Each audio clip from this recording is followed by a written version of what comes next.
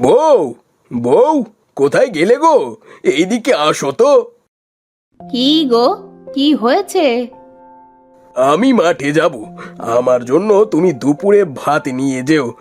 আজ আর মাঠ থেকে দুপুরে খাবার খাইতে বাড়িতে আসবো না। আচ্ছা ঠিক আছে, তুমি তাহলে যাও।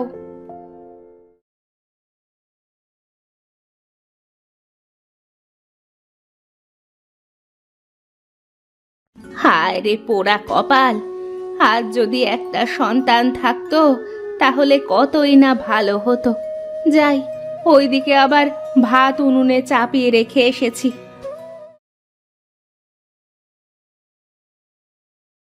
কি আর করার, ওপরওয়ালা না চাইলে কি কিছু করা সম্ভব? পোড়া কপাল আমার। কেউ কি আছো বাড়িতে মা? এমন সময় আবার কে আসলো? যাই তো, গিয়ে দেখি কে আসলো। কে আপনি বাবা, কি চান? আমি এক ভিখারি মা, আমাকে কিছু খাইতে দেবে? আমি আজ 3 দিন কিছুই খাইনি। আহারে, লোকটার মুখ দেখেই বোঝা যাচ্ছে কত ক্ষুধা লেগেছে। বাবা, আপনি এখানে বসেন, আমি আপনার জন্য খাবার আনছি। ঠিক আছে মা।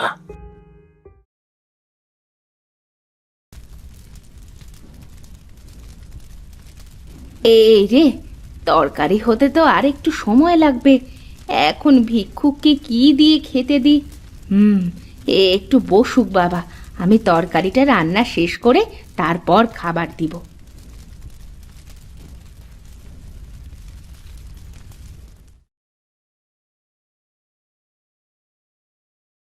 কিছুটা সময় লেগে গেল বাবা তরকারিটা রান্না হতে, একটু বাকি ছিল তো তাই দেরি হলো। আচ্ছা মা, দে দে, আমার যে খুব ক্ষুধা লেগেছে।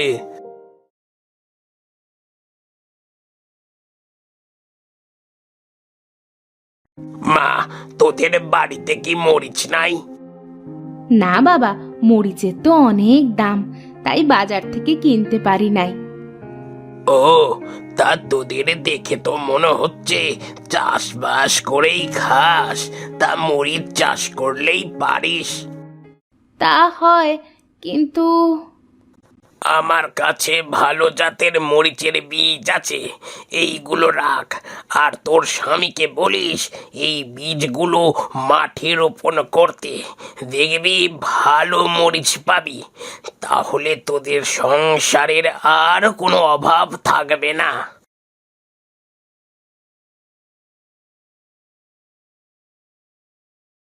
এই রে, ভিক্ষুক বাবার সাথে কথা বলতে বলতে তো অনেক সময় হয়ে গেল। যাই, ভাত নিয়ে মাঠে যাই, লোকটা যে সকাল থেকে কিছুই খায়নি।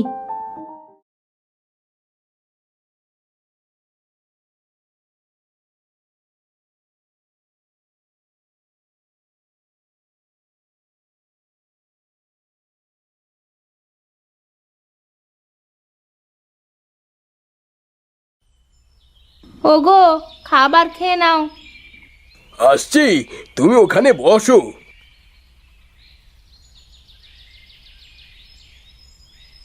দাও বউ দাও, অনেক ক্ষুধা লেগেছে। ওগো, এবারও তো দেখছি ফসল ভালো হয়নি। এইভাবে চলতে থাকলে তো আমাদের না খেয়ে থাকতে হবে। কি আর করব বউ, আমি তো আর কম চেষ্টা করি না। ফসল যাতে ভালো হয় তার জন্য সব ধরনের সার মাটিতে দিই, কিন্তু কোনো মতে ভালো ফসল বানাতেই পারছি না।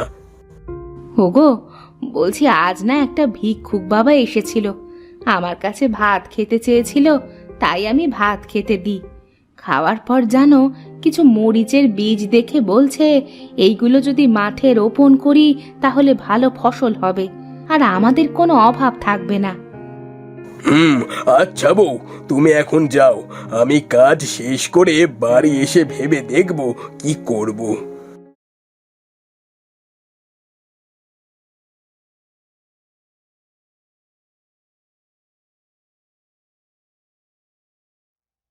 হুম, ভিক্ষুক বাবা যেহেতু দিয়েছে তাহলে নিশ্চয়ই ভালো বীজ হবে। কম তো আর চেষ্টা করলাম না, কিন্তু কোনো ভালো ফসল জন্মাতে পারলাম না।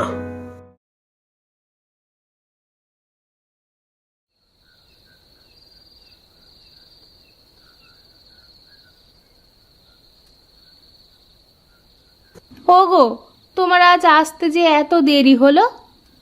জমিটার ঘাস পরিষ্কার করতে অনেক সময় লেগে গেল। চলো, খুব ক্ষুধা লেগেছে, খেতে দেবে?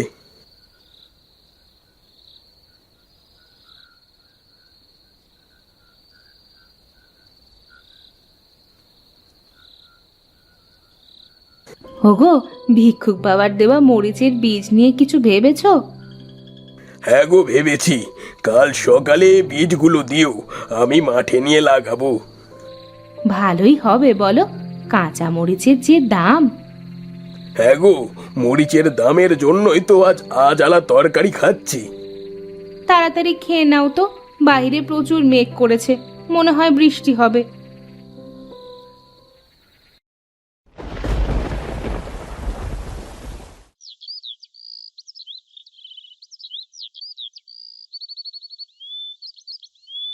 কই গো বউ, মরিচের বীজগুলো দাও, মাঠে লাগিয়ে রেখে আসি।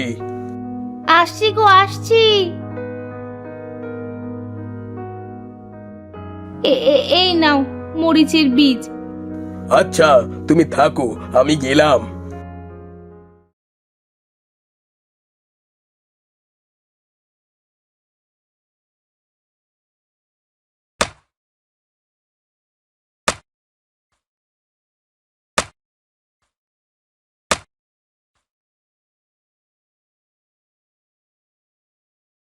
আরে রাকেশ দাদা, তা কি লাগাচ্ছ আবার জমিতে?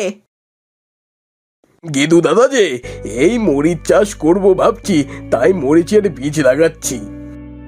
তা বেশ, তা কি জাতের মরিচের বীজ লাগাচ্ছ?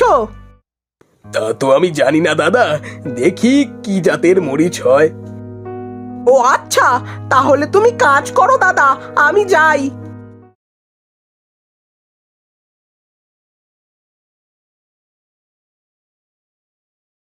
যাক, বীজগুলো তো লাগানো হলো, যাই এবার বাড়িতে যাই। উপরওয়ালা যদি আজও একটু বৃষ্টি দেয়, তাহলে জল নিয়ে আর চিন্তা থাকবে না।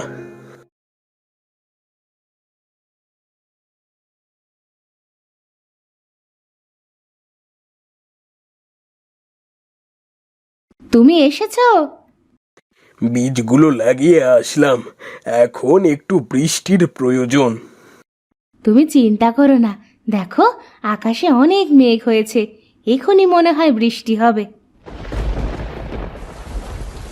যাক, আর কোনো চিন্তা নাই, এই বৃষ্টির জলে বীজগুলো ভালো মতো গজিয়ে যাবে। এরপর বেশ কিছুদিন কেটে যায়। দেখতে দেখতে রাকেশের জমির মরিচ গাছগুলো বড় হয়ে যায়, আর মরিচ গাছগুলোতে অনেক ফুলও আসে। আরে বাহ, অনেক সুন্দর সাজ এসেছে মরিচের, এবার মনে হয় আমাদের অভাব নিশ্চয়ই যাবে। যাই, বউকে গিয়ে এই খবরটা দিয়ে আসি।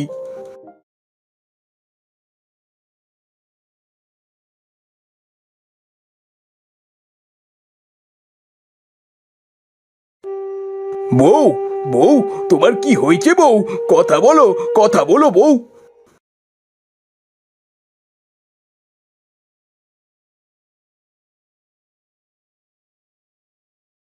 রাকেশ, মিষ্টি নিয়ে আয় রে মিষ্টি, খুশির সংবাদ আছে রে। খোদা এবার তোদের মুখের দিকে তাকিয়েছে। সত্যি বলছেন কবিরাজ মশাই? আরে হ্যাঁ, বউয়ের এবার ভারী কোনো কাজ করতে দিস না। আমি এখন চলি।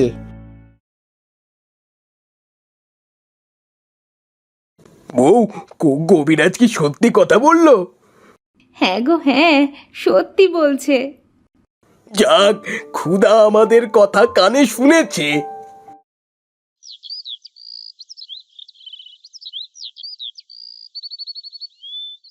আরে, এ কি ধরনের মরিচ? দেখতে একদম রূপোর মতো লাগছে।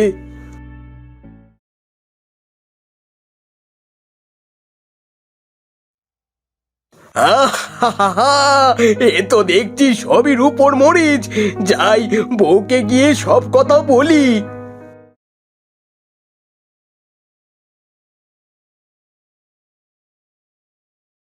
বলো কি, রূপোর মরিচ? শুনে যে কি খুশি লাগছে। হ্যাঁ গো, সত্যি আমারও অনেক খুশি লাগছে।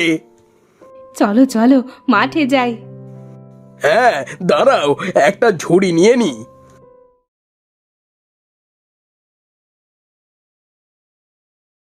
ওগো, এ তো দেখছি অনেক রূপালী মরিচ হয়েছে।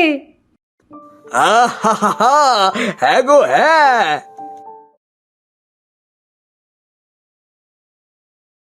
যাও, তুমি এইগুলো বিক্রি করে আসো, আমি বাড়িতে গেলাম। ঠিক আছে, যাও।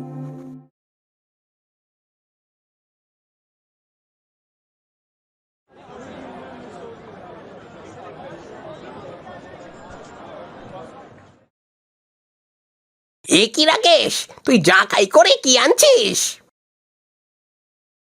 এ কি দেখছি আমি রাকেশ, তুই এত রূপোর মরিচ কোথা থেকে পেলি? আমি আমার জমিতে চাষ করেছি দাদা। তা বেশ বেশ, আচ্ছা এই ধর তোর 1000 টাকা। 1000 টাকা?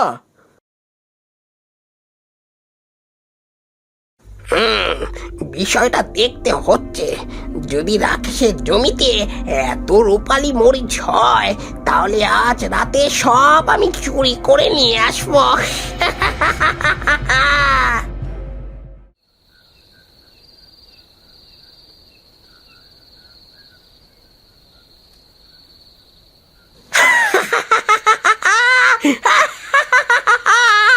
আমি বড় লোক হয়ে গেছি, আমি বড় লোক হয়ে গেছি। এই তোরা হা করে তাকিয়ে দেখছিস কি? চল চল, সব মরিচ তুলে নি, আর তোরাও তো বড় লোক হয়ে যাবি। কর্তা বাবু, বাঁচান বাঁচান।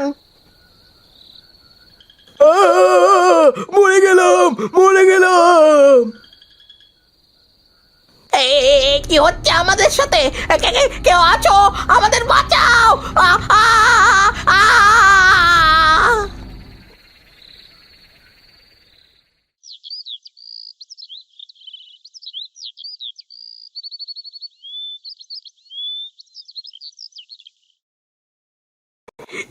কি দেখছি আমি? বাবা, আপনি? হ্যাঁ আমি। ওই যে মরা লাশটা দেখছিস, এটা হলো ওদের পাপের শাস্তি। ওরা তোদের কষ্টের ফলের উপর নজর দিয়েছিল, তাই এই পরিণতি হয়েছে। এবার বুঝেছি এই ভিক্ষুক আমাদের এই সব কিছু দিয়েছে। হ্যাঁ গো হ্যাঁ। এরপর থেকে রাকেশ রূপালী মরিচ প্রতিদিন তুলে বাজারে নিয়ে বিক্রি করত। এইভাবে তারা অনেক বড় লোক হয়ে যায়। একদিন তাদের ঘরে একটা ছেলে সন্তান জন্ম নেয়। ছেলে আর রূপালী মরিচ নিয়ে তারা সুখে শান্তিতে বসবাস করতে থাকে।